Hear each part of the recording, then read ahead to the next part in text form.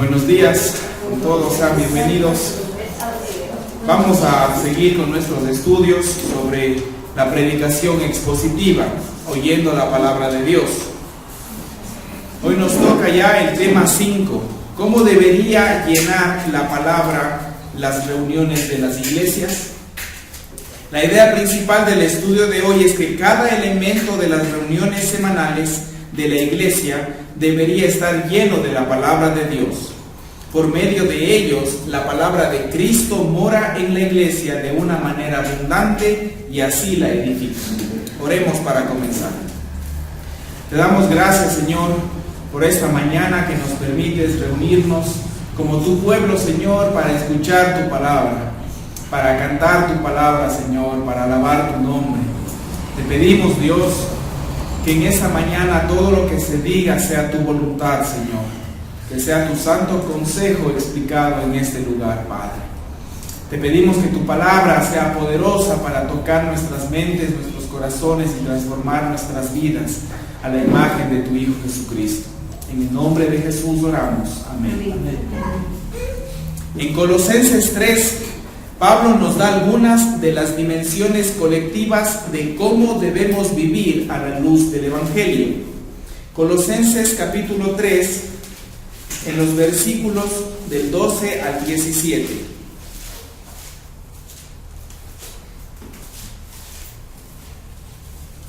Colosenses 3, del 12 al 17. Dice así la palabra del Señor. Vestíos pues como escogidos de Dios, santos y amados, de entrañable misericordia, de benignidad, de humildad, de mansedumbre, de paciencia, soportándoos unos a otros y perdonándoos unos a otros si alguno tuviere queja contra otro. De la manera que Cristo os perdonó, así también hacedlo vosotros. Y sobre todas estas cosas vestíos de amor, que es el vínculo perfecto.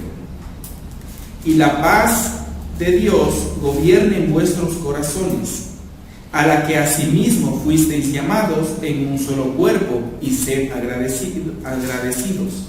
La palabra de Cristo mora en abundancia en vosotros, enseñándoos y exhortándoos unos a otros en toda sabiduría, cantando con gracia en vuestros corazones al Señor, con salmos e himnos y cánticos espirituales.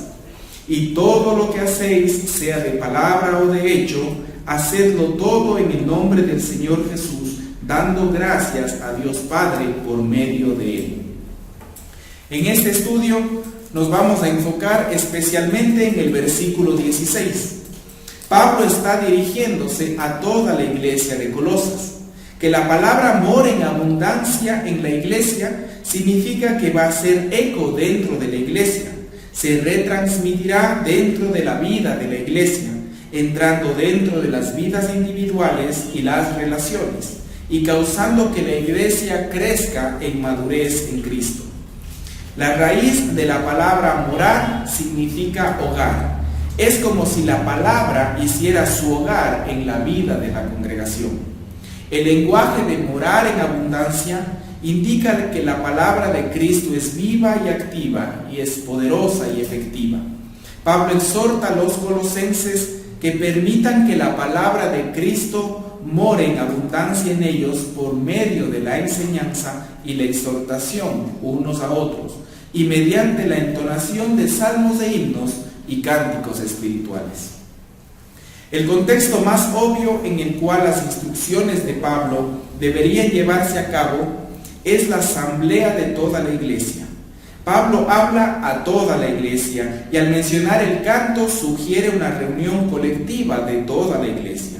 En sus reuniones colectivas los cristianos se enseñan y se exhortan unos a otros mediante la predicación, 1 de Timoteo 4:13, la lectura pública de las Escrituras, 1 de Timoteo 4:13, la oración, 1 de Timoteo 2:8, el canto, Colosenses 3:16, animándose unos a otros a tener conversaciones con enfoque espiritual, Colosenses 3:16, y Hebreos 10:24 y 25.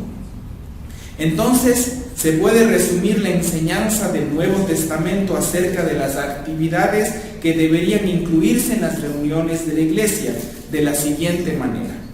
Primero, leer la Biblia. Primera de Timoteo 4:13. Segundo, predicar la Biblia. Segunda de Timoteo 4:2. Tercero, orar la Biblia. Primera de Timoteo 2:8. Cuarto, cantar la Biblia. Colosenses 3:16. Y quinto, ver la Biblia en las palabras visibles del bautismo y de la cena del Señor. Mateo 28:19, Primera de Corintios 11, del 17 al 34. Este resumen es útil por algunas razones. Primeramente, resume lo que el Nuevo Testamento enseña a los cristianos en cuanto a lo que deben hacer en sus reuniones colectivas. Y en segundo lugar, enseña cómo, por medio de todos estos elementos, la palabra de Cristo debe morar abundantemente en la asamblea colectiva de la iglesia. Aquellos que se dirigen a la iglesia en oración pueden esforzarse en asegurar que la palabra de Cristo edifique a la iglesia por medio de sus oraciones, al incorporar bendiciones bíblicas, verdades bíblicas y modelos bíblicos de cómo relacionarse con Dios en sus oraciones públicas. Esto no quiere decir necesariamente que los que se dirigen a la iglesia en oración deban prepararse de antemano. Sin embargo, prepararse con antelación es una forma sabia de servir a toda la iglesia, haciendo un esfuerzo para que las oraciones sean más bíblicas. La palabra de Cristo puede morar en la iglesia por medio del canto, siempre y cuando se canten canciones llenas de la palabra de Cristo. Por lo menos, esto requiere que los cánticos que entonemos estén llenos de doctrinas, frases, conceptos y lenguajes bíblicos. Puesto de forma negativa, también requiere que nuestros cánticos no transmitan ideas antibíblicas. También requiere que la palabra de Dios no sea ahogada por la música, que más bien debe apoyarla. Y ya que Pablo menciona el canto de salmos, los cristianos deberíamos entonar salmos y también otras porciones de las Escrituras. Pablo habría evaluado la música de la iglesia basándose en si hacía que la palabra morara en abundancia en la iglesia. Es decir, principalmente hubiera evaluado la música basándose en su contenido bíblico. Esto difiere de cómo nosotros a menudo evaluamos la música, principalmente en términos de si se conforma a nuestras preferencias de estilo. Basándonos en el versículo 16, podríamos decir que una de las principales metas de los cristianos cuando se congregan es edificarse unos a otros por medio de la palabra de Cristo, además de ofrecer a Dios adoración. En el verso 16 dice: con gracia en vuestros corazones al Señor.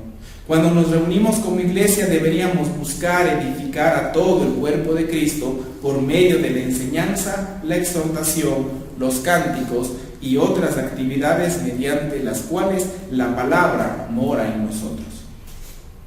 Cualquier cosa que busca entretener a la gente más que edificarla puede distraer a la iglesia de la meta de edificarse unos a otros por la palabra.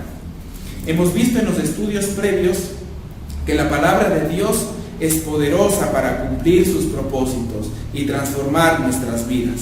Por lo tanto, los pastores deberían predicar sermones que toman el mensaje principal de la Escritura y lo convierten en el mensaje principal del sermón. Y como hemos visto en Colosenses 3 en este estudio, Pablo también nos enseña que coloquemos la palabra de Dios en el centro de todo lo que hagamos como iglesia reunida. La palabra de Dios siempre debería estar en nuestros labios cuando cantamos, cuando nos exhortamos y cuando oramos. Oremos, por favor. Gracias, Señor, porque por medio de tu palabra aprendemos a cómo adorarte, Señor, a lo que debemos hacer cuando nos reunimos como tu pueblo. Te pedimos, Padre, que en esta congregación realmente honremos tu palabra, Señor, y le demos ese lugar que se merece. Que todas nuestras actividades estén llenas de tu palabra, Señor, para que Cristo habite entre nosotros, Señor. Te pedimos, Dios, que todos nuestros cantos, la predicación, nuestras oraciones, nuestras palabras entre hermanos, las exhortaciones, Señor, los ánimos que nos demos, sean guiados por medio de tu Espíritu y que sea tu palabra proclamada en este lugar. En el nombre de Jesús oramos. Amén.